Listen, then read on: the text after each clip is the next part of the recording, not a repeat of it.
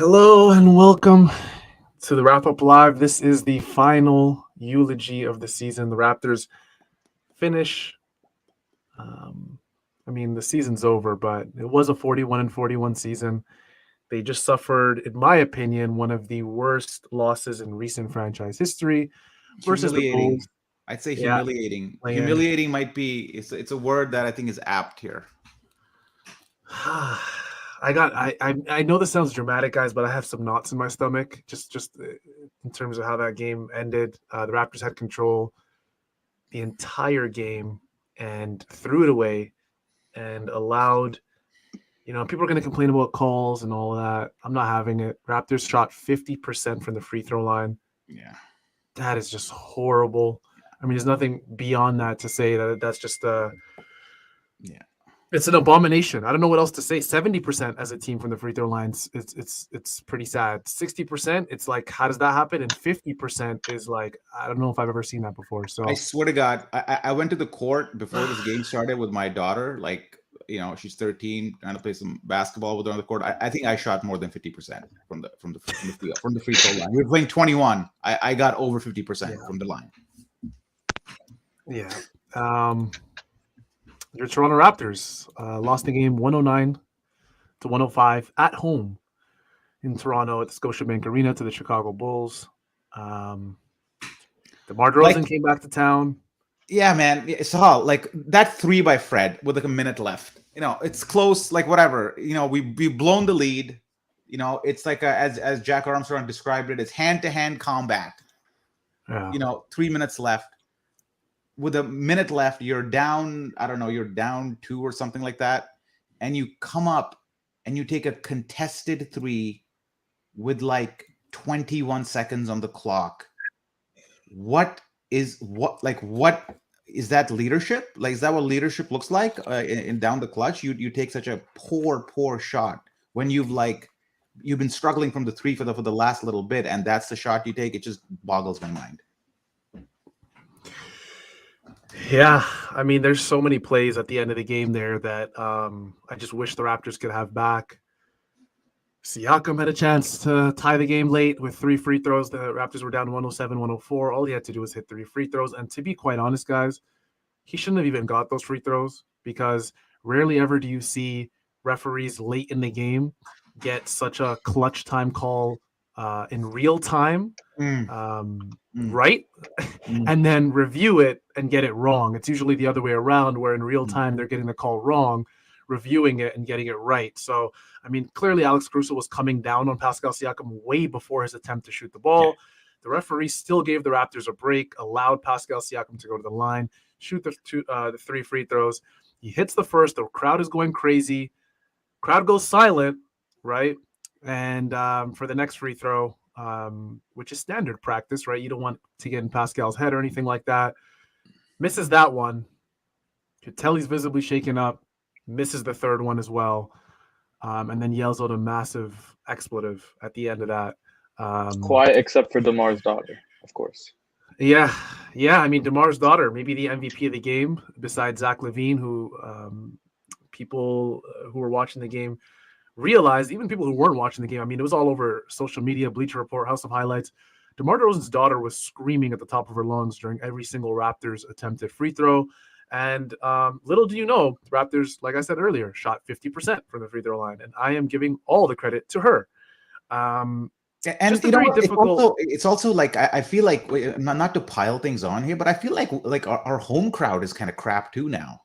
Like with the team, our home crowd is actually much more quieter, and you don't really even hear them on the TV. I don't know what they did with the mics or whatever, but it just doesn't feel the same. And with Siakam, man, that you're right. That call was a makeup call for the Pat Bev versus Fred VanVleet, which should have been a jump ball, but the Bulls got possession there.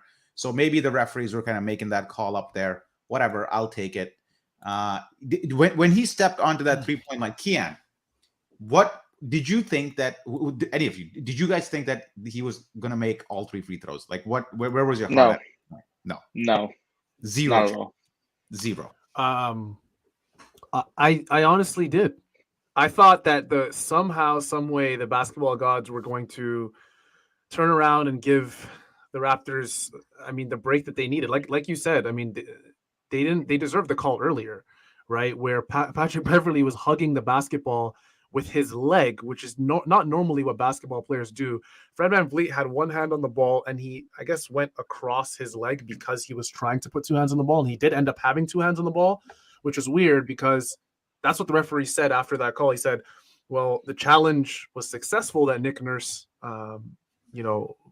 put forward, but at the same time, and then he also said Fred VanVleet had two hands on the ball, but at the same time he said, oh, well, the Chicago Bulls have possession, and because of that, the Raptors still get their timeout back. However, the Bulls are going to get possession. But I don't know if at any point Patrick Beverley had possession, except for when he ripped the ball out after the whistle. I don't understand that at all. That's so late in the game. It should never have come down to that. Like, it should never have come down. Like, I don't even know 100%. how you keep free throws. Like, I don't even know how you keep free throws. I mean, if you pull up that box score, Siakam with 6 misses, OG, those are supposed to be your ball handlers. They're supposed to be decent from the free throw line.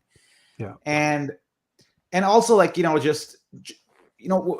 it was a close game in the fourth, at that point, if you had to make a call for this game, in those situations, I would 10 out of 10 times go with the team that has the better one-on-one offensive players. End of. Whatever coaching you do, whatever your schemes are, defensive schemes, offensive scheme, box and 1, box and 4, whatever your basketball jargon you want to throw at it. At that point, you pick the team that has the better one-on-one offensive players and who can create under duress, right? And the Raptors, nobody on that roster can create under duress one-on-one. And the Bulls had two guys, Zach LaVine and DeMar DeRozan, who are not afraid to shoot the ball. They don't have a particular spot they need to be at. They don't necessarily need the defense to play them a certain way. They're just good enough to elevate and create their own shot. And the Raptors haven't had that since Kawhi. And I think that's the big difference in here is like when the pedal to the metal comes down to the crunch, you need a big dog to actually get you points. And the Raptors don't have that. They just don't. I think the worst part about this is that in a way, we almost forecasted this because one thing myself and Oren always mentioned leading up to this, the play-in matchup, was that you don't want the Raptors to end the season on a horrible note. If they lose, if they beat the Bulls, hypothetically, obviously we're talking about before this game, but if they beat the Bulls and you lose to Miami in a hard-fought game, right, in Miami, it is what it is. You lose. Miami's the favorite. They're the higher seed. You go out. Of course, nobody wants to lose a game. I mean, some Raptors fans did, which was kind of strange heading into this game. I know I saw some Raptors fans talking about draft position and, we just want the season to end. It's been such a crap season. I don't know. I'm going to assume that's a very small minority, but this was the worst way the Raptors season could have ended because now Zorar and Keon, you're going to look at this season and go, okay, well, I mean, I already see people saying in our live comments, Nick Nurse has to go. People are saying there's no way Gary Trent Jr. can be back as a Raptor after that showing in the biggest game of the season. I mean, we're going to see all the takes. I mean, all the Pascal Siakam, by the way, if you take away those missed free throws, he had a great game. Like, I'm not going to take anything away from him, man. Like, you can't just say, let's take this part of the game away that he had, leave that aside. It's not a great game. He missed 2 free throws with the game on the line. That's not a great game. Yeah. That's not a great ending. Whatever, it amounts to the whole game. Like no, like how can you pass anybody like it today? Like, but I agree with Gary Trent Jr. by the way. Like, we actually got a few emails on our main account. Like, people were saying that we don't talk about Gary Trent Jr. enough, and that he's not getting enough playing time, and he's always played well whenever he's played. And the problem with Gary Trent Jr. and I'm a fan of his. Is that the consistency is just not there. His role on this team is to nail down the 3-point shots. Like, the defense actually is a nice to have with him. I know we like to talk about his like deflections and all that stuff, and good that he's improved his defensive game, but that's not his primary job. Like, it's like you hire a busboy, and the busboy is great at vacuuming the freaking kitchen. Nobody cares. You're a busboy. Do the freaking dishes. That's your job. That's what you're hired to do. That's Gary Trent Jr. Amazing with the vacuum, but he's actually a busboy. Yeah, difficult. the reason why I mentioned Pascal Siakam is because the one thing I think a lot of fans and NBA fans, if you go even further than where we are in Raptorland, have criticized Pascal Siakam on is the fact that he doesn't show up in the playoffs. And I think it's just very sucky for him that, again, up until that point, he had a great game. But you're right, Zarar. This is what people are going to talk about at the end of the day. Like, this is going to overshadow everything he did in the prior, 46, 47 minutes of the game. He did have the massive dunk that tied it. Or did it tie it? No. Did that dunk tie it? Tie the game? That two-handed dunk he had? No, he missed a free think they were still down. that, which Yeah. the dunk would have tied the game if he had made the previous free throw, which he also missed. So they were still down 1 after the dunk. They were still down 1. Yeah, the game was not tied. Yeah.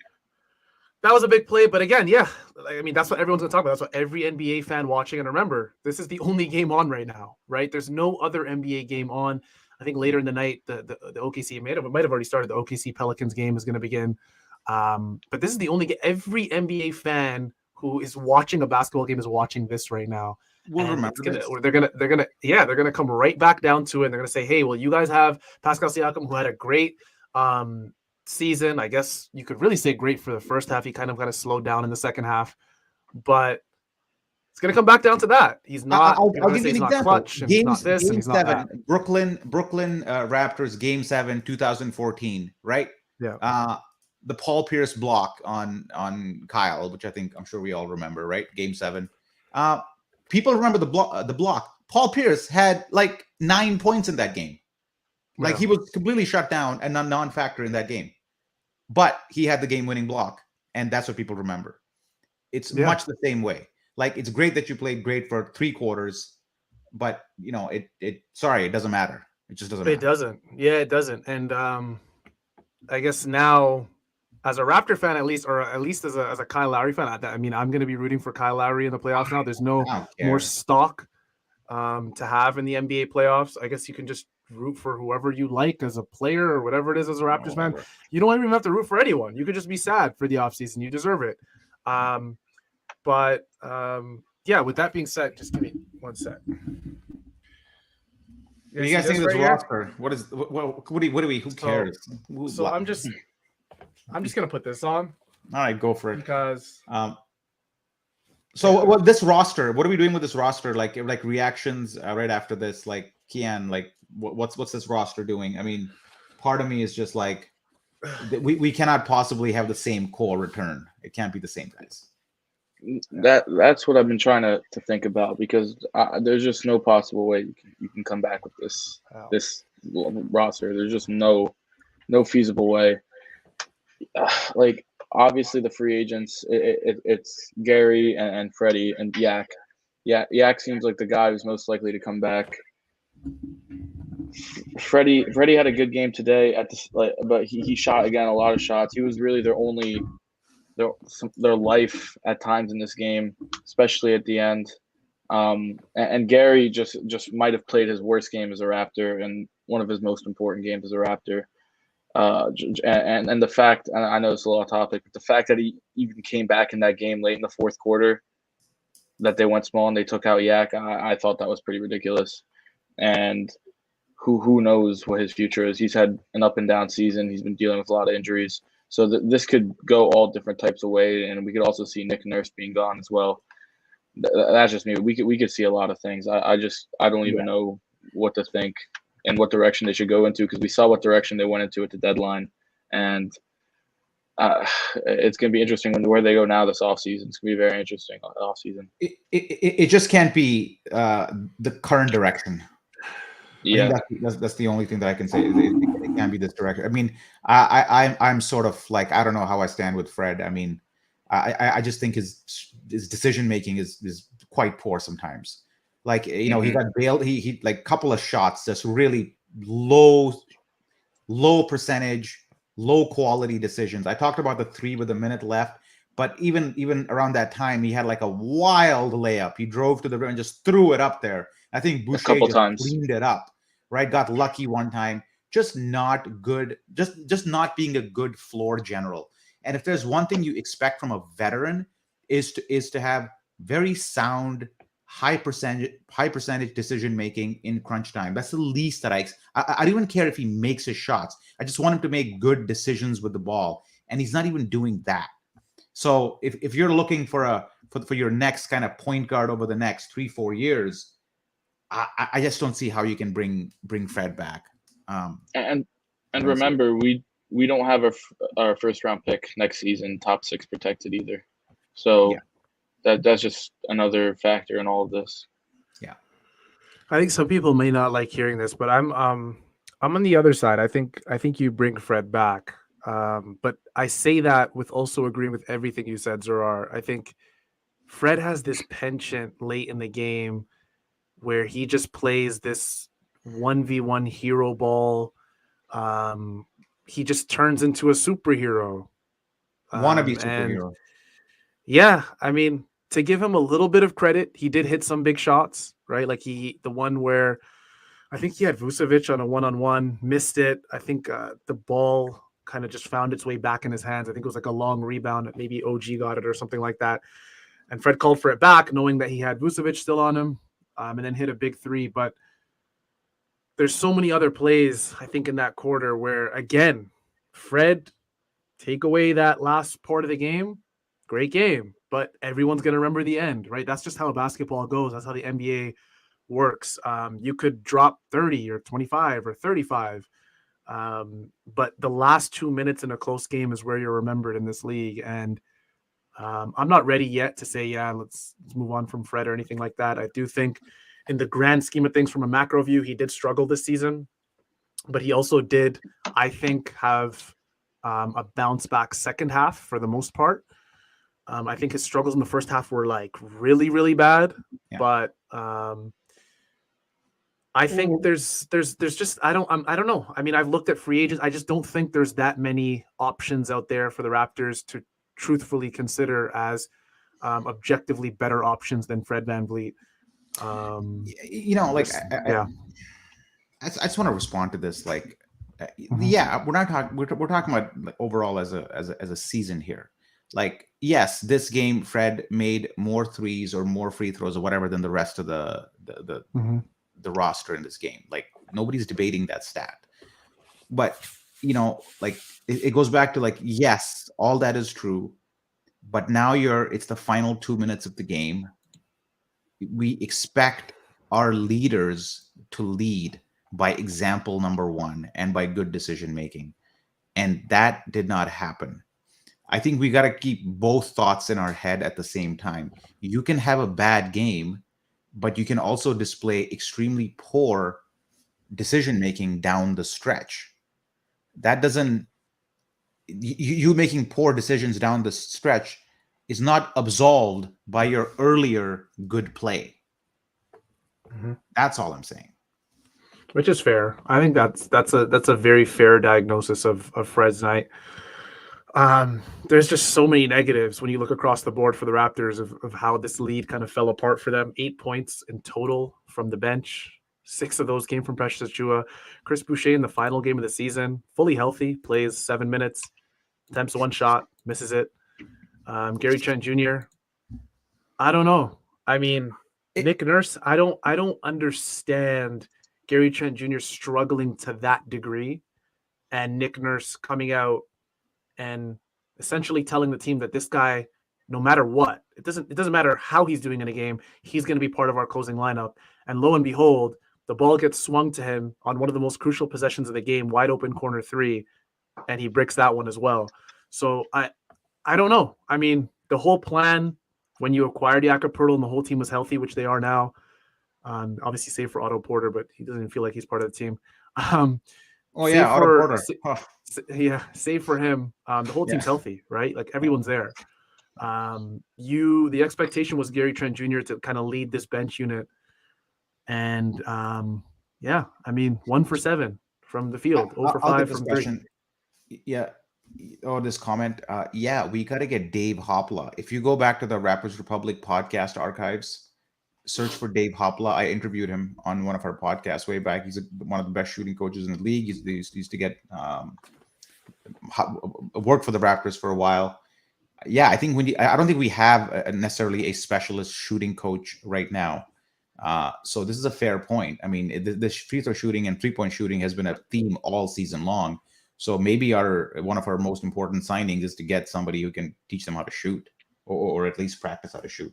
And somebody here had this is a good question. What do you guys think?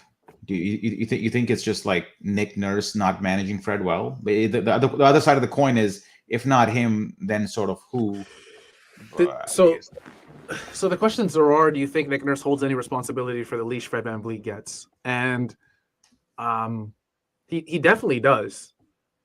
But that's one of those things where it's like, if I'm gonna side with Nick Nurse on something, I kind of side with him on how much he puts on Fred's plate. And the only reason I say that is because when you look at it from his perspective, context is everything, right? When you look at it from his perspective, the whole backup point guard problem was supposed to be solved by Will Barton. That was Nick Nurse's plan when, the team went out, got him on the buyout market. That was supposed to be the guy, right? It didn't work with Malachi Flynn. It didn't work with Delano Banton earlier in the season. The Raptors gave up. They stopped playing, backup guards altogether until Will Barton came along. Will Barton came, going to be totally honest, kind of, crapped the bed a little bit. Had a couple good games late in the stretch in the season. But at this point, I mean, this is, again, the most important game of the season. I don't think Nick Nurse was coming into this game saying, I'm putting trust into Will Barton. Like, he just hasn't shown enough. So who is the only other real guard option that gives you a chance to possibly win the game? Fred VanVleet. And then again, your other guard who is probably going to be demanding what, 20 million, 22? I mean, I thought midway through the season, maybe Gary Trent would be asking for something like $20 to $25 million a year. He was supposed to be the other guard they could rely on. They can't rely on him either. So, or they couldn't in this game. So it's one of those things where it's like, who else is there for Nick Nurse? You're not going to put Malachi Flynn in a game like this. You're not putting in Delano Banton. Jeff Dowling Jr. is inactive, right? We all know that by now. There's just no options. And I mean, it just is what it is. Here's a Gary comment. Like, I'll read it. Gary thrives with Siakam. How many overlapping minutes did we have when we got Jakob? Nick made questionable rotations. Maybe Nick made questionable rotations. He probably did. But I don't like this. Gary thrives with Siakam, so now we have to cater Gary to play with Siakam. He's supposed to be a 3-point specialist. A 3-point specialist doesn't need to always play with somebody. Their job is to make wide open shots. And Gary Trent Jr. is not making wide open shots, regardless of who he plays with. I don't think you can just excuse his poor 3-point shooting. The thing is, the bench barely played in this game, so I don't understand. Gary Trent Jr., the majority of his minutes on the court were with Pascal Siakam, so I don't understand the comment at all that he thrives with Pascal, therefore he should be with Pascal on the court. People have to understand that Gary coming off the bench does not mean he does not get a chance to play with Pascal Siakam just because he's coming off the bench. A lot of what Nick Nurse likes to do is throw in Gary with 3 starters, possibly even 4 starters, right? There's no way someone can tell me after a game like this that this isn't a Gary Trent Jr. problem. At the end of the day, you're paid millions and millions and millions of dollars to make shots, whether it's close to the paint and you're Rudy Gobert, or it's beyond the arc and you're Steph Curry, Gary Trent Jr., all the shooters in the league. You're paid to make shots in the league. Rarely ever do you see a guy in the league. I mean, maybe Pat Beverly is like one of the very few anomalies where you're paying him to do something beyond making shots. Be a leader, play defense. Play a high level of defense, but mainly in this league, you're paid to make shots. And Gary Trent Jr. did not do that tonight. He hasn't done that for quite a while for the Raptors. And I think if you're the front office, there's going to be a lot of questions you're going to have to answer amongst each other about who's coming back, who's worth re-signing. I have this weird feeling with how this season ended, Zorar. I mean, there were already, and Keon, of course, there were already questions about whether Nick Nurse would be here at the end of the year. Yeah, there's going to be a lot of turnover, and I don't know where it's going to come from, but I think there's going to be, the way this season ended, there has to be at least one major change to the team. And I feel like rant. He's just like chilling. Yeah. It's time to start. Okay, so here's another one. It's time to start being able to play with a steady pace. No more hyper focus on turnovers and transition. I agree. Like, if we think that somehow, like us running really hard and playing, like increasing the pace and like taking out teams that way is going to work, it's not. Anybody can do that. I think every team in the league, when they want to, can play at a high pace and like basically play a lot of transition basketball, try to force turnovers. You can do that in spurts. That can't be your main strategy. So I think totally agree with that. I think playing with pace and forcing turnovers is more like a freaking dessert. It can't be your main course. Like it's something. It's a tool, not your main strategy. And we seem to think that playing with a high pace and forcing turnovers is going to be our competitive advantage. It's not. Like the Bulls can do that when they want to. Look at the amount of turnovers they forced in the second half. Yeah, some of them were unforced, but they forced a lot of turnovers and they changed the game. That's the kind of freaking high-paced turnovers that I want to see as a tool set in our overall thing, not as our main thing. Yeah, absolutely. It's funny. The Raptors shot a better three-point percentage tonight than the Chicago Bulls, but shot drastically worse from inside the three-point line. They shot 43% from the field, 38 for 87 as a team. I mean, Chicago shot nearly 50% from the field in this game, but I think it just, overall grand scheme of things, Zoran and Keon, I think it just comes back to the same thing where you can even look beyond the free throws. The Raptors just don't have that guy late in the game where they can just give him the ball and you can take a deep breath and a sigh of relief as a fan and go, he's going to go get us a bucket. Chicago Bulls have two of those guys, Zach LaVine and DeMar DeRozan. When the ball got in DeMar DeRozan's hand after that reset, when Zach LaVine drove and had to kick it back out to DeMar, rush back to the three-point line, and give him that isolation, I mean, I knew something good was going to happen for the Bulls. Yeah. DeMar's going to score. He's going to draw a foul, or he's going to find a wide open player. By the way, Lewis just published an article. I think he just published it right now. Yeah, I think it's the eulogy of the season. Go check it out. Oh, he had that ready. He had that in the holster. He started writing that at halftime, I think. Just like the media team had the victory graphic ready as well before the game ended. Yeah, the media team did have that ready. Shout out to Ethan and I saw that. Yeah, those guys. What was I going to say? I think I totally forgot what I was going to say. Yeah. Oh yeah. This game, it sort of did have a feeling of like taking a person who's in palliative care off of life support. Like it, that's a bit drastic. No, but I want to hear it. Yeah, okay. At the end there, it just almost like, okay, let's just end the season. It was going to be a disaster either way. Maybe we beat Miami, definitely get crushed in the playoffs. So why do you even want to go through it? The reason I wanted to go through it because I love Toronto in the spring. I think playoff basketball or playoff hockey, even though I'm not a big hockey fan, is part of a good Toronto spring. I like it. It adds a vibe. I work near the the Scotiabank Center, so I like seeing the vibe. It's got a good feeling to it. That's why I wanted to kind of extend the season. But at the same time, were we going to do anything in the postseason? No. So may as well just end it early and I don't know. I mean, root for the scarf that I just put on, the Toronto FC, Toronto Football Club. Who else can we root for? If the show goes long enough, he's going to put on a Celtics jersey. Yeah, I mean, I got a couple. I got, here, I'll show you guys a little preview.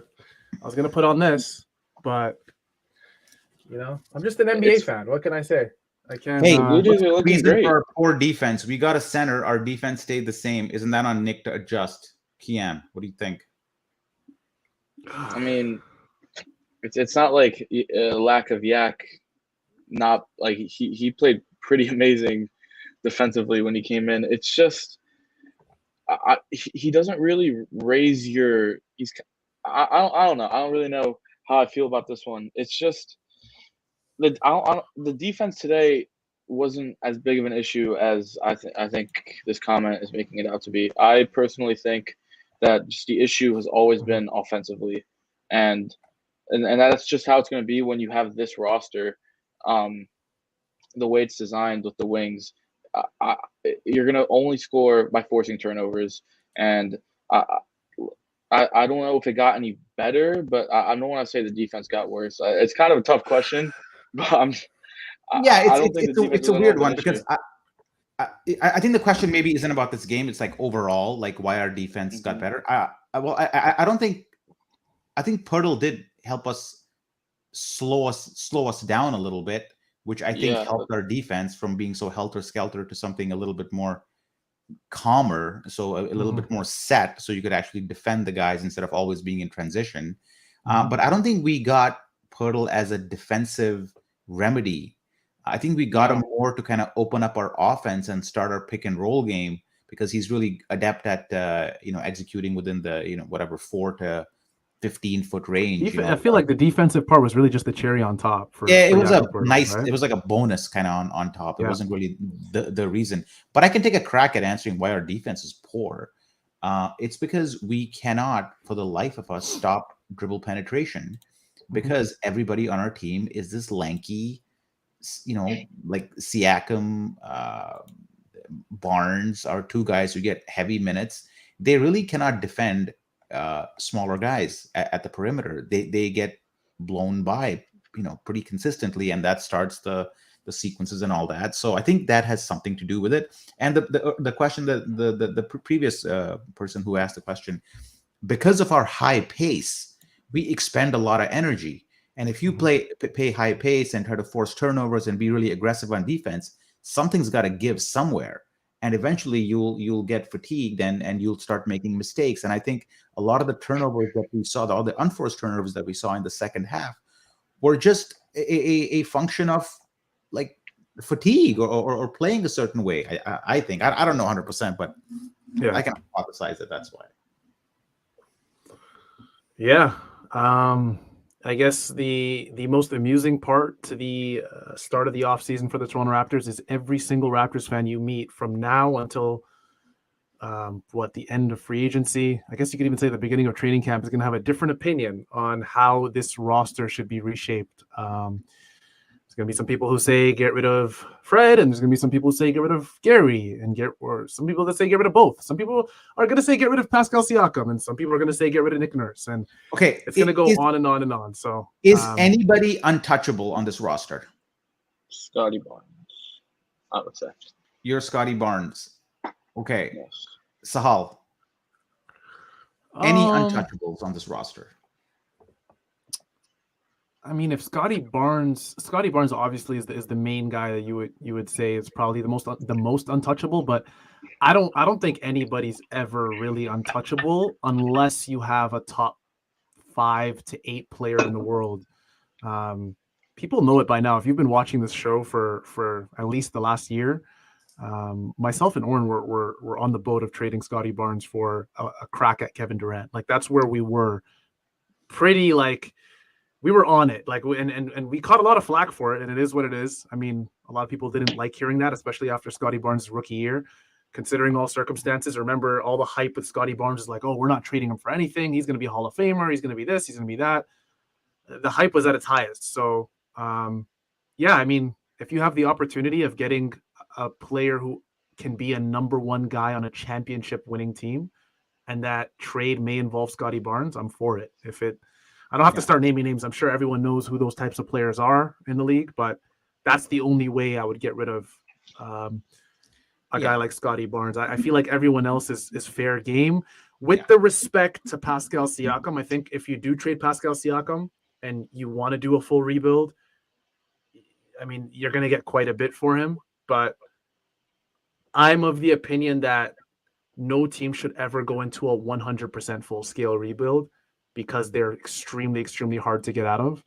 And I'm sure Raptors fans don't want to go back to the mid-2000s. So. Yeah, and Paul says Barnes seems untouchable to us because he's basically the only Raptor who hasn't hit his ceiling.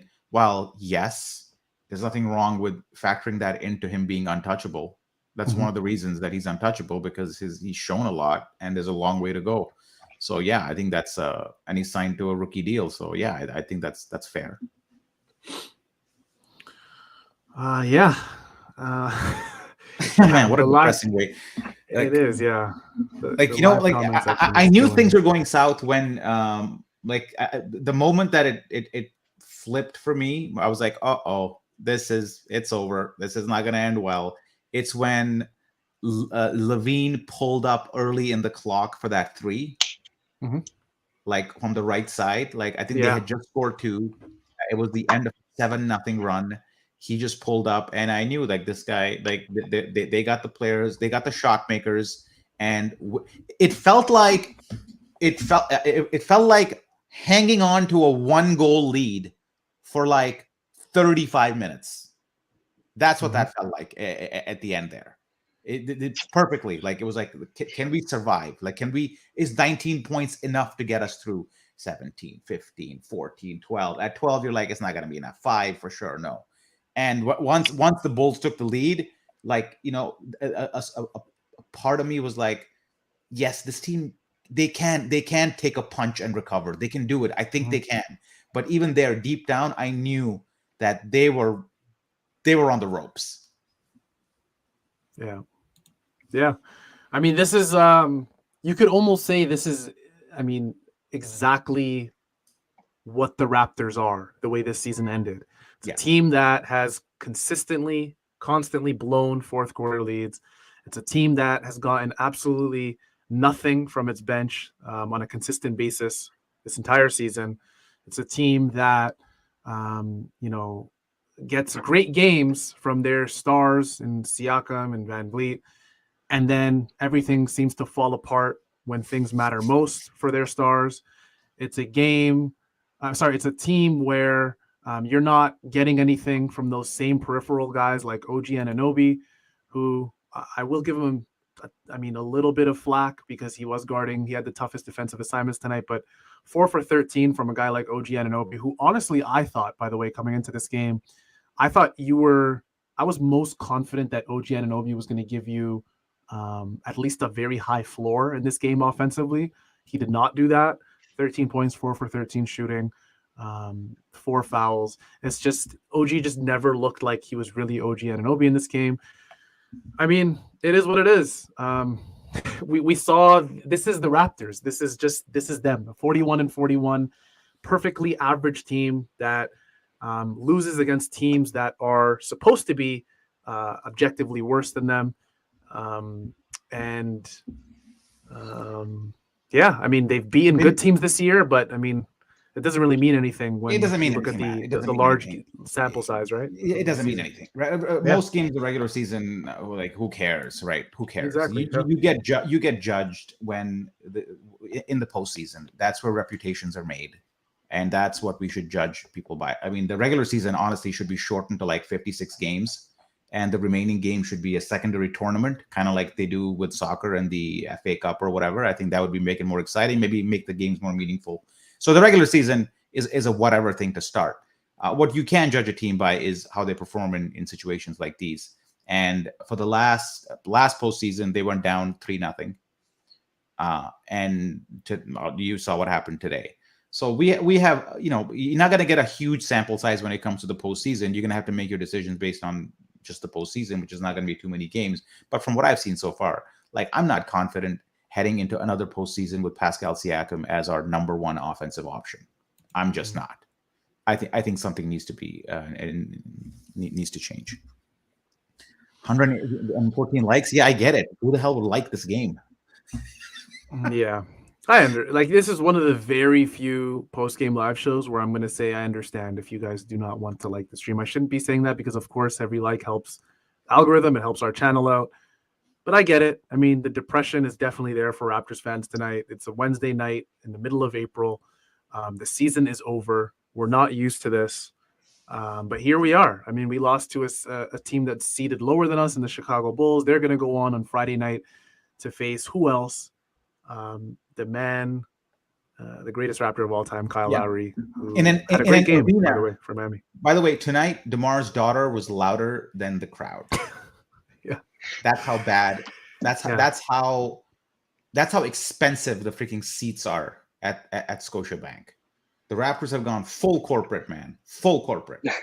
It's not about the fans. A regular fan, you cannot. If you're a middle class household, like, you have to, like, the Raptor game. Going to a Raptor game is your entertainment for the freaking quarter, man. Insane. Yeah. But hey, but this is a good question. Are you confident that Masai will make the right decisions this summer, Kian? What do you think? Yeah, I think he has a plan, and I think the thing that makes me believe that was in the trade deadline conference. He talked a lot about the summer, and that just gives me a little bit of thought that he had a plan for the summer. Obviously, maybe losing in the play-in wasn't part of the plan. Maybe he wanted to make the playoffs and then try to build on that. But now he's got a lot of decisions to make, and I know lately he's gotten a little bit of flack for some of the recent moves that he has made, and some of maybe a lack of non-moves as well, such as the Kevin Durant one brought up earlier. But I think I don't think it should be to the point where we don't trust him to make the right decisions just yet, just because of his track record. I think we can give him this season and believe in what he's doing and believe in his vision, and if it goes wrong from there, then we can start to have a little bit worry or a little bit of pause. But I'm not ready just yet to be out on Masai, because he's just, other than a couple instances, hasn't shown us that he shouldn't be. Obviously, a lot is said about the roster construction of this team, but it seemed like he was starting to go away from that, and that he was trying to go back to a more traditional style of team at the deadline. But maybe it just wasn't the right move to trade the pick. So yeah, I guess we don't know what was on offer, so it's hard to kind of speculate in the dark. You sort of trust that the right trades weren't there, and I think the NBA teams can sort of smell desperation. And I think as soon as you look desperate, which the Raptors kind of looked at the deadline, everybody kind of knew they needed a change. There was like a stench of desperation around them, and I think that would have only gotten worse in the summer. I don't think the Raptors are going to be negotiating from a position of strength this offseason. Well, I think that would be true if all variables, I think, stayed the same. But I think, Zarar, there's going to be a lot of desperate teams when you consider there's going to be some teams like Denver, Memphis. You look at the top 4 or 5 seeds in the West.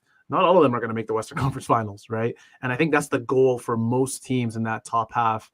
And some teams as well in the second half. Like, if you ask LeBron James what is the goal this season, he's going to tell you, it doesn't matter that he's on the Lakers. He's trying to win a championship, right?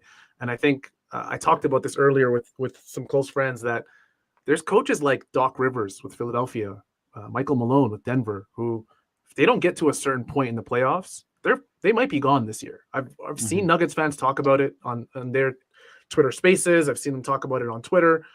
If those coaches who have been given every opportunity and they've seen that their teams be reshaped year after year after year and strengthened year after year after year, those two coaches, and there's some other coaches as well, don't see a championship. I don't know what in Denver, I would assume the goal for them is to get to the finals at the minimum, right? You're the 1 seed. You were the 1 seed almost the entire year in the West. For Philly, it's the same thing. Yes, Boston and Milwaukee look like objectively better teams than you, but to answer what you were saying, Zarar, there's going to be a lot of desperate teams, right? I think the Raptors are definitely desperate because people know Masai Ujiri does not like being in purgatory. Nobody likes being the 7th, 8th, 9th seed in the East or West.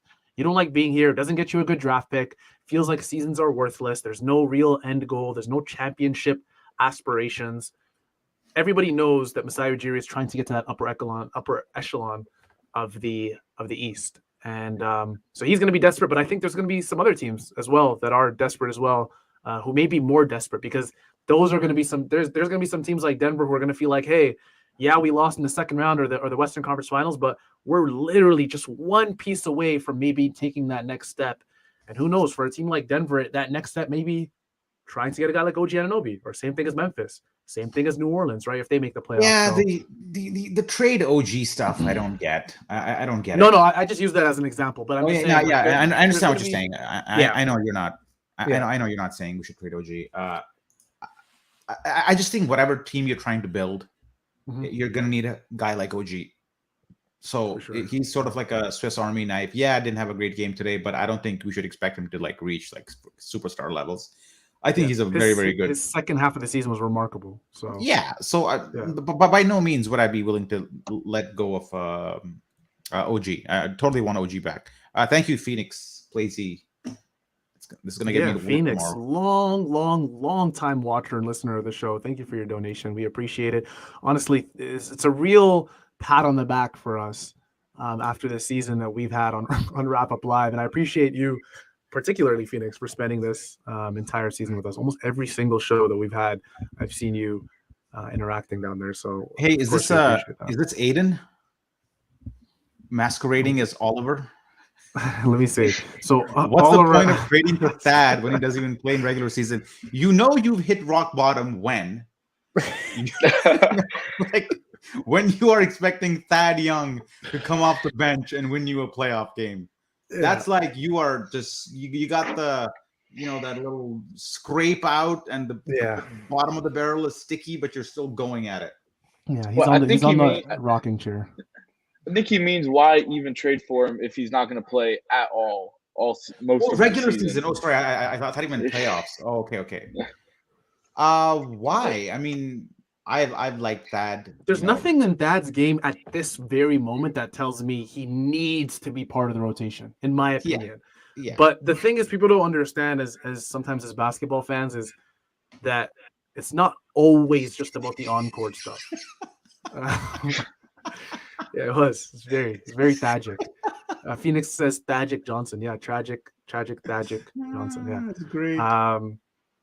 Thad offers you, of course, all the intangibles, he offers a veteran presence as well, which is something if you don't have Thaddeus Young there, I mean, I don't know. I mean, I feel like the team's still lacking veteran leadership with him there. So I don't know if you remove him, I don't know what you got left. So I mean, obviously I don't know this because I've never been in this position, but when you miss the free throws that Siakam did, like 3 free throws he missed with under a minute left, I think, right? Mm-hmm. Like, does that ruin your summer? Like, is that something you think about the entire summer? Because I remember last year when he had a poor playoff showing against Philly, he kind of, I remember a couple of interviews during the summer that he kind of moved past it pretty quickly.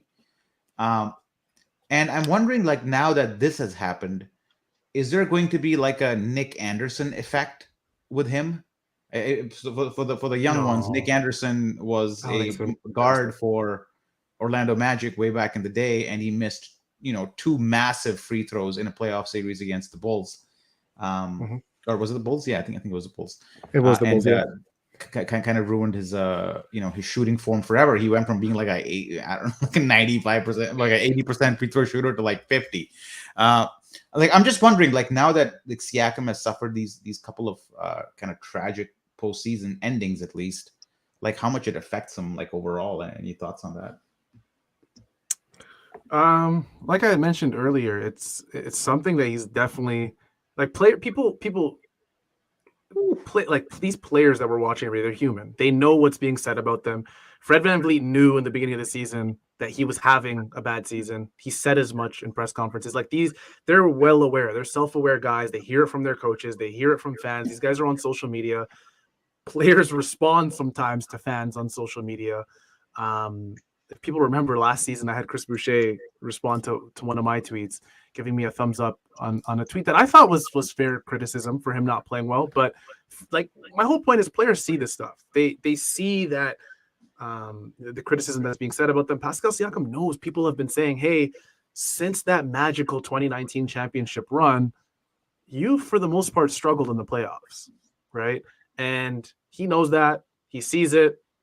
And like I said earlier, the first 3, he's not going to be thinking about the first 3 quarters when he was killing the Chicago Bulls. He's going to be thinking about those free throws. He's going to be thinking about all the things that are being said about him on social media. It's difficult. I don't know if it's going to have that drastic of an effect. The Nick Anderson effect, which is, by the way, a great comparison, Zarar. I don't think it's going to have that sort of effect on him, but you would hope that a situation like this, if he does come back, which I would assume Pascal Siakam, if I'm going to assume something, if I'm going to put money on something, Pascal Siakam's likely going to be a Raptor next season. When he is back, or if he is back, I should say that I think my gut is telling me he's going to use it as building blocks, or he's going to build a foundation off of kind of this kind of moment that he struggled in. So I don't know. This see. comparison I've made a couple times. I haven't written a lot for Raptors probably this year, but I've mentioned this as well. It's like Brian Colangelo's fault was that he tried way too hard to build around Chris Bosh with really mediocre players ranging from Hito Turkoglu to Jermaine O'Neal to Linus Kleza to Jason Kapono to you name it, right? Yeah. And it did not work out no matter what he tried. I don't think we're at the Bosh stage with Pascal. I think Pascal actually has maybe a more, I'd say even a slightly a better team around him than what Bosh had comparatively.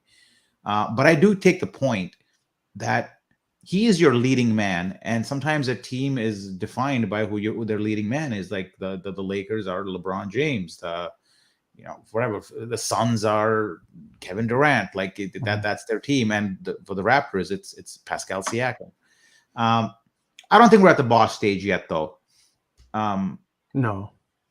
I think that's. No. I just don't think Masai Ujiri is as blindly committed to Pascal as a number one option as Brian Colangelo was to Bosh. Yeah, that's fair. That's totally fair. I'm okay with that. Yeah, I feel like I'm not as out on Pascal Siakam as you seem to be, Zarar. I know you haven't asked directly for him to be like traded or anything like that, but you do make a good point that he's not a number one that's going to lead you to a championship. He's just not. And I think fans know that and fans understand that. He's proven that he can be a 2 or 3 or whatever you want to call it. I mean, I've heard the argument that Kyle Lowry was the 2 in the championship run. It is what it is. I mean, Pascal Siakam and Kawhi Leonard combined for however many points, but he's proven he can be the 2. He's proven that he is an all-star level player in the league. He's proven that he's an all-NBA level player in the league. He's done that twice already. He was on his way to doing that 3 times until kind of everything, I don't want to say fell apart in the second half of the season, but he did struggle a lot more in the second half of the season. Brought him back down to earth. But I do think that the Raptors can win a bunch of games with Pascal Siakam as their best player. And when I really go down the list, Zarar and Keon, of all the things that went wrong with the Raptors this season, for me, on a personal level, I have Pascal Siakam way down the list. Like, you talk about the front office, kind of the problems with the front office and all the things that they could have done. You talk about the coaching, which in some games, honestly, and in this game as well, with the Gary Trent Jr. in there late, and just so many different other things, you feel like there was just straight up coaching malpractice at certain times in the season. There's so many things. The bench just was non-existent. You had inconsistent showings all year from Fred VanVleet and Gary Trent Jr. and the rest of the team. If there's one guy I'm just going to – I mean, I can criticize Pascal Siakam at certain points in the season. I can criticize him for how this game ended. But on the large scale, I'm just not ready to say Pascal Siakam's way up the list for me on that. I don't think we're saying that. It's just a number one option thing. Like you can't head in, like you have to look for an upgrade overall. Like just like we all love Kyle Lowry, right? No, everybody loves Kyle Lowry. Kyle Lowry was not a number one option on a championship team. Nothing against Kyle Lowry. Great player. Amazing. Love him. I'm sure you got his jersey.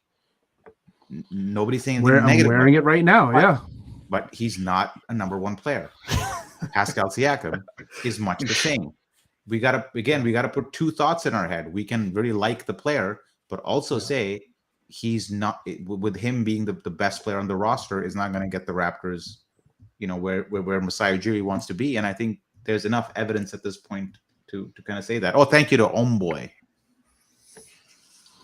Yeah, thank you to Omboy as well for the donation as well. Thank you. I mean, it's great, guys, that you have the energy and some sort of optimism left within your body to send donations on a night like this, which feels like everything has fallen apart in Raptorland. It has. Fantastic. It has. It has fallen apart. It has, yeah. It has fallen apart. I mean, it has. Yeah. Yeah. It has. Well, It's been a wonderful season. Well, no, what the hell am I saying? What am I saying? It's been a horrible season. It's been a freaking mediocre, disappointing season. I thought that was sarcasm at first. I was going to say, yep, it's been wonderful. We know we had such big plans for this year. Like we were so confident the Raptors were going to do well. Like we freaking started a subscription for the site. Like, but guess what? All that just freaking the enthusiasm for the season just was done in December. Done. Yeah. And it's always tough sometimes to do post-game live shows like this because, I mean, first of all, rarely anyone does live shows, I think, especially on the Raptors side of things. But we're really getting to like the emotional part of the podcast. I feel like sometimes when you record these types of things a day later or 2 days later, you have much more reasonable takes. I feel like right now everything's just emotional for us. I don't know. I'm just by the way, game in my head, man. I'm just replaying this game in my head, and I just remembered the freaking Fred 3. It just boiled my blood. Like, did you clip that? What the hell happened here? Jesus, down light. I did not clip that, but I was in shock. Honestly. A lot of moments in that game too. Just not great, but Toronto's a lot to look forward to in the next few weeks, even without the Raptors, which is all right. Yeah, okay. Let's go down the list, Keon. What do Raptors fans right now have to look forward to? Go ahead, let us hear it. All right, we'll start off with the Raptors. If the Thunder somehow get in the playoffs, they can get their odds for the draft lottery down to 11th best, which. At the floor of the 11th pick, I like that for this team, right? And the highest it could be is 13, which isn't bad either. And the Maple Leafs, I'm personally not a Maple Leafs fan, but they're looking good and might win a series for once. So who knows? Yeah. Blue Jays look amazing. The Blue Jays hit a walk-off right as the final buzzer hit, actually, which maybe is a sign. And I don't know much about Toronto FC. Maybe you can talk more about that, but I don't know. Toronto anything FC, to look forward to. I mean, Toronto FC has one of the best, I think, players in the league, which is great. So it's always fun to watch Federico Bernardeschi.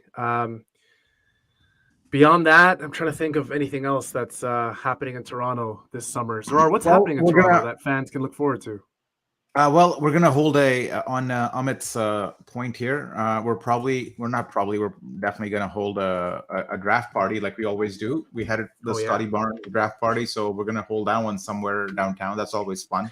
So look forward to that. And if you're and really quick, by the way, if you're that one guy, I tried to make him go viral.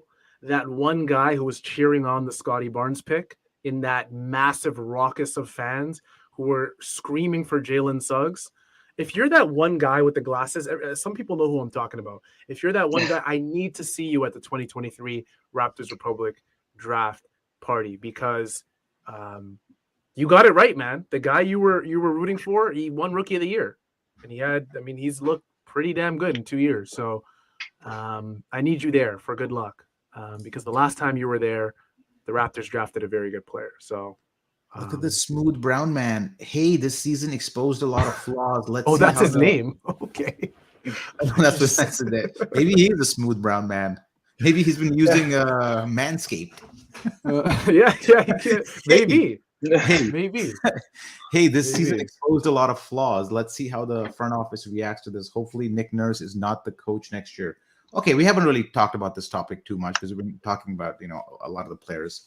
Nick Nurse returns as head coach of the Raptors. Yay, nay. Start with a yay, nay, and then make your case. You can't give a waffly answer on this one. Who wants to go first? I can go first. Go for it. I am a resounding, definite, 100% certain nay. Nay. Yeah. Nay. And part of me thought this would be an emotional take after that news came down where Nick Nurse said, everyone knows it by now. He said it in the I think it was it wasn't the post game press conference. I think it was just before the Philadelphia 76ers game, if I'm not mistaken, in Philly.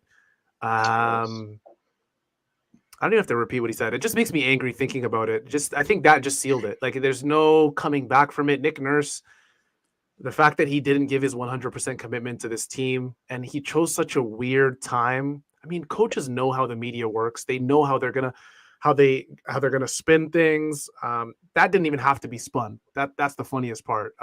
He said what he said. It didn't seem like he had a commitment to this team, to this roster, to this organization. There have been rumors from tons of national NBA reporters that Nick Nurse may move on to different teams. Different teams are already interested in him, namely the Houston Rockets. Again, all of this is reportedly. So, but yeah, I think that just cleared it up for me. I was honestly, even without him saying that, I was thinking as the season went along, is Nick Nurse really the guy for this iteration of the Raptors team? 2019 team, absolutely fit it perfectly to a glove. Tons of veteran leadership on that team. Didn't really have to do much to keep the locker room sewn together. But now with this team, I just don't think he is. They can move forward with him. I just feel like there's been tension with certain players that just has gone somewhat unaddressed. There's so many different things. I mean, the offense has just been horrific to watch on a grand scale for years now. Did it improve with Jakob Pearl's second half of the season? Sure, but again, grand scale does not look great. So yeah, I'm a resounding no. I think you're gonna have to, and I said that on the last show as well with Oren Weisfeld.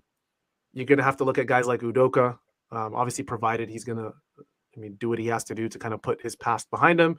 You're gonna have to look at some other big coaches. Kenny Atkinson's, I think, already being interviewed by the Houston Rockets or will be interviewed soon. There's a bunch of coaches out there that I think should be interviewed by the Raptors once Nick Nurse moves on. This, like I said, this is the worst way the Raptors season could have ended, and I think that's going to accentuate this whole Nick Nurse situation even further. So yeah, I'm a resounding absolute no. I don't think Nick Nurse coming back for this team. God, I hate people say stuff like this. So, Kian, Matthew, thank you for tuning in. But man, of course he didn't shoot 50% from the free. Yes, the players did, but all of Sahal's points are still very valid. So it's not like we're blaming Nick Nurse for like missing 2 out of 3 free throws with 5 seconds left. Kian, Nick Nurse, head coach, yes, no, and should DeMar's daughter be the next Raptors head coach? Nay on the coach, and DeMar did confirm post game that she won't even be able to make it to Miami because of school. So who knows how they're going to fare in that one. But look, with Nick Nurse, I feel like we can appreciate what he did for the team, and I think we're all looking at him at a very negative light right now. But I think we can appreciate what he did because he did a lot for this team that we weren't expecting after we fired Dwayne Casey. He came and he won a championship. And when Kawhi left and it looked like our team was going to go down the drain, he kept us at the same regular season pace and won Coach of the Year. But that's not to say that right now this team just needs a new voice. And I think that's pretty evident. And we see this all across basketball and all across different sports leagues that these are players. And sometimes the message just gets worn out from a coach. And you just need to hear it, a different message from a different guy. We saw it in Atlanta this year when Quinn Snyder came in, and they kind of rejuvenated them a little bit. And they came in and they beat Miami in that playing game yesterday, which was a great game, and for our guy Kyle as well. But like we can appreciate what he did from the scope, and I'm sure as the offseason goes on, we can appreciate what he did, and and if he gets fired, we'll look back at what he did. And it's hard to do that at the moment after the game we just watched. But that's not to say that I don't think he should go. I didn't like his comments as well, just as much as you didn't like them. And I'm all in to find a new voice for this team and change up the culture a little bit. Somebody said Penny Hardaway, and I immediately, every time anybody says Penny Hardaway, of course, Magic, great. Also, Little Penny, one of the first like little cultural, I don't know, bobbleheads or like avatars that existed back in the 90s. So I don't know how good of a coach Penny Hardaway is, but I generally agree with you guys that like it certainly seems like that we need to make a change. I think that maybe the voice is getting a little stale. I find. And I read Oren's piece, about where he talked about how the timing of his comments wasn't right. I don't think it was that huge of a deal, but it definitely had some feelings of Butch Carter and Marcus Camby in the Knicks series, where Butch Carter like filed a lawsuit against Marcus Camby like midway through a playoff series.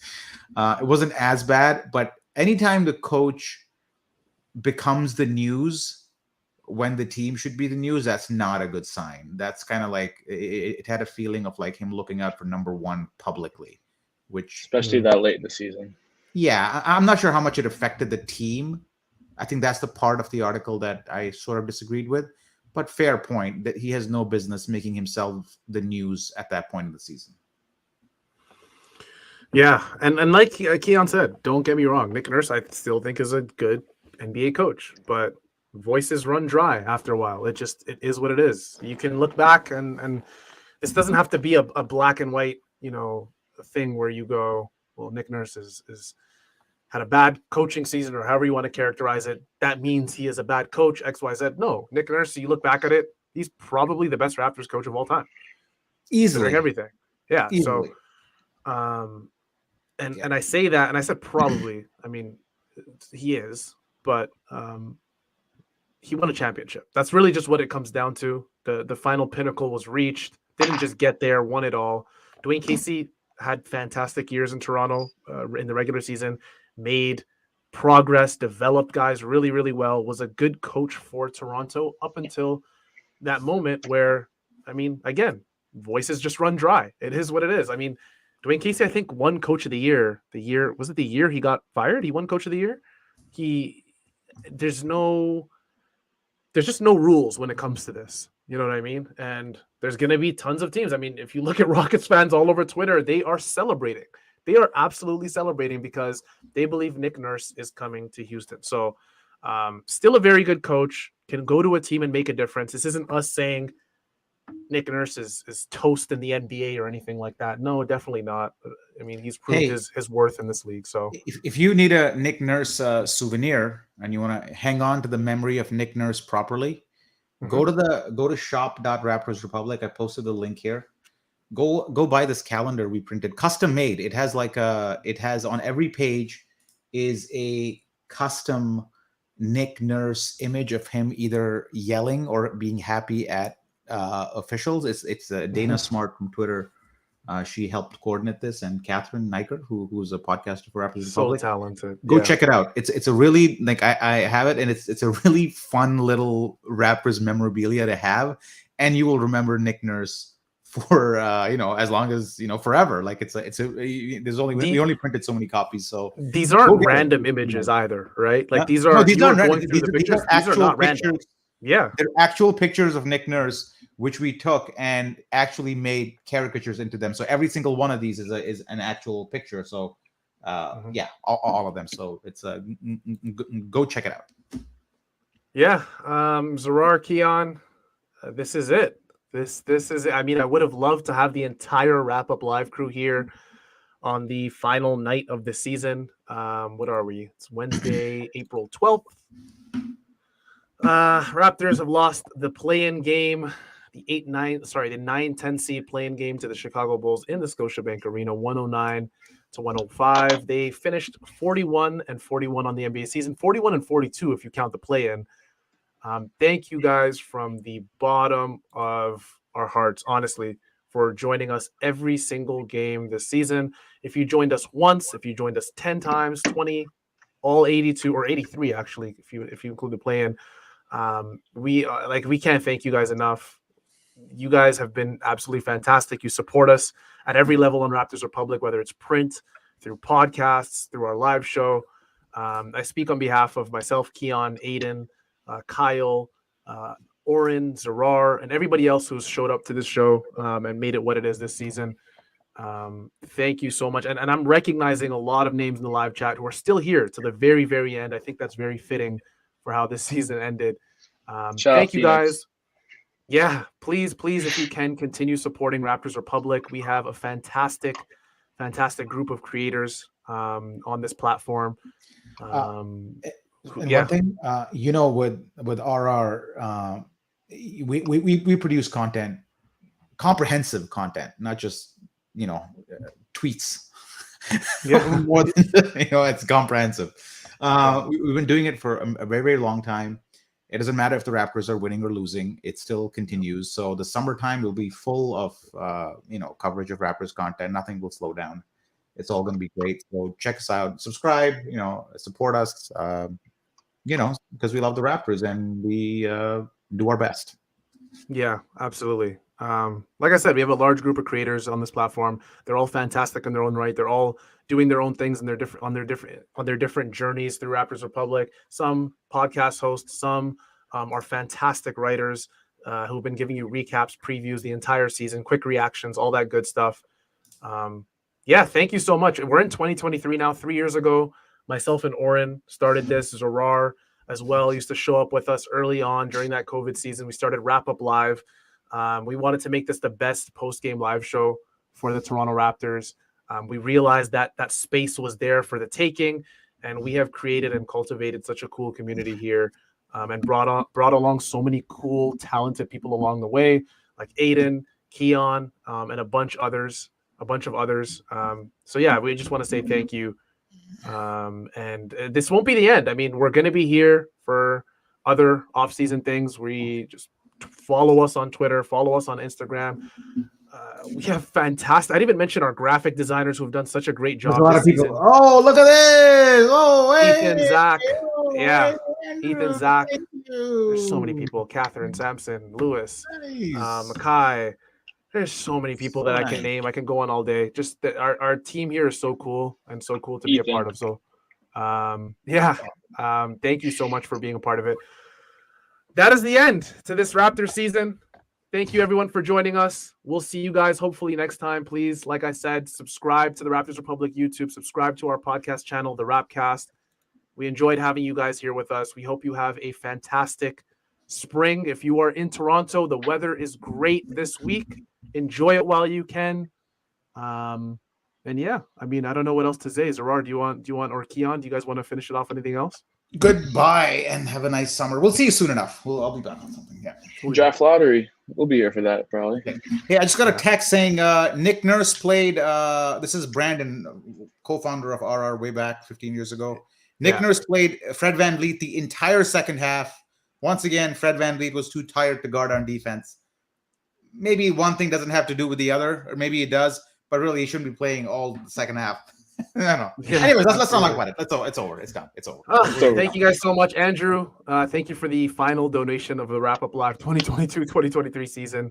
Andrew said you guys are great. Looking forward to keep hearing you guys. Thank you so much. Take care, guys. Have a fantastic off season. We will be back.